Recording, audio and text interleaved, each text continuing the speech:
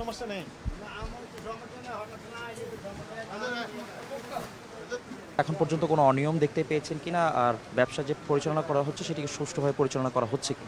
ধন্যবাদ। জাতীয় ভোক্তা অধিকার সংরক্ষণ অধিদপ্তরের মহাপরিচালক মহোদয়ের নির্দেশনায় দেশব্যাপী একযোগে এই রমজানকে কেন্দ্র করে ভোক্তারা যেন স্বস্তিতে নিত্য প্রয়োজনীয় পণ্য ক্রয় করতে পারে এবং সরবরাহ লাইনও যেন যথাযথ থাকে, এই জন্য অভিযান পরিচালনা করা হচ্ছে।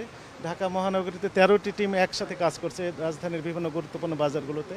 এরই অংশ হিসেবে আমরা এই কারওয়ান বাজারে কিচেন মার্কেটে এসে যেটি দেখলাম যে ভোজ্য তেলের যে ক্রাইসিসটি ছিল, সেই ক্রাইসিসটা এখন আপাতত নেই। প্রত্যেকটা দোকানে 2 লিটার, 1 লিটার এবং 5 লিটারের যে বোতলের যে জার, সেগুলো অ্যাভেলেবল রয়েছে এবং দোকানদারা বলছেন যে এখন কাস্টমারই বরং খুঁজে পাওয়া যাচ্ছে না। যে ক্রাইসিসটি ছিল সেটি এখন আপাতত নেই, এটি ওভার হয়েছে। একই সাথে আমাদের এখন ফোকাস অন্যান্য বিষয়, যেমন আপনি বলছেন লেবুর বিষয়টি। লেবুটা অ্যাকচুয়ালি এখন সিজন না।